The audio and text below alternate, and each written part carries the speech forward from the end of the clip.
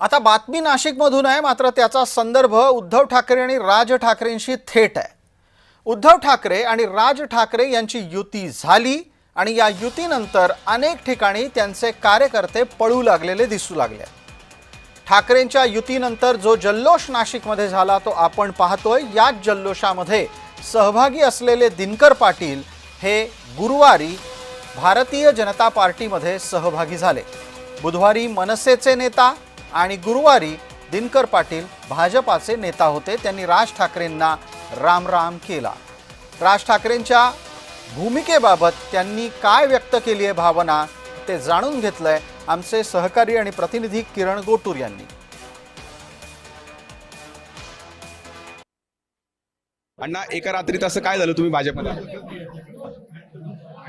सर्व आमच्या अनेक मित्र परिवाराचा इच्छा होती की आपल्याला जर सर्वांगीण विकास करायचा असेल, राज्यात केंद्रात भारतीय जनता पार्टीची सत्ता आहे आणि आपण सुद्धा भारतीय जनता पार्टीत गेलं पाहिजे आणि सगळ्या जनतेला जी अपेक्षा विकासाची ती झाली पाहिजे।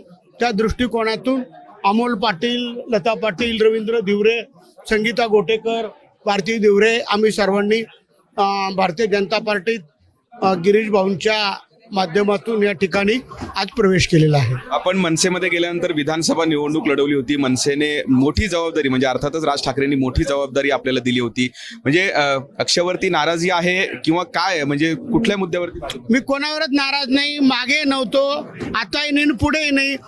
सगळा भारत चांगला आहे। भाजपमध्ये आज काही नेत्यांना घेत असताना विरोध मोठ्या प्रमाणात झाला। स्थानिक भाजप माझ्या बाबत नाही। आता माझी बहीण बघितली, माझ्या बाजूने होती सीमाता हिरे, मला कोणी विरोध केला नाही। माझी बहीण आहे लहान ती, आणि सर्व मी भारतीय जनता पार्टीत पहिले 11 वर्ष काम केलेले, त्यामुळे सगळ्यांचं माझ्यावर प्रेम होतं, जीव होता। परत सगळ्यांनी मला आदराने घेतलं। काही आपल्याला आश्वासन मिळाले भाजप? काय आश्वासन घ्यायचं, ते काय देतील ते। अशा पद्धतीची प्रतिक्रिया आहे। दिनकर पाटील आज भाजपमध्ये गेलेले आहेत आणि विकासाच्या मुद्द्यावरती मी भाजपमध्ये प्रवेश केला, अशा पद्धतीची प्रतिक्रिया त्यांनी दिलेली आहे। किरण गोटूर, जय महाराष्ट्र न्यूज, नाशिक। महाराष्ट्र देश हुकुमशाहीकडे चालला होता। लोकशाही जिवंत ठेवण्यासाठी हे दोन्ही बंधू राज साहेब, उद्धव साहेब एकत्र येणं फार गरजेचं होतं।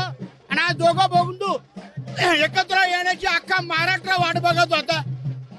आणि नाशिक महापालिका असो, मुंबई असो, ठाणे असो, पुणे असो, या ठिकाणी दोन्ही भावांची सत्ता येणार ही काळ्या दगडावरची रेघ आहे।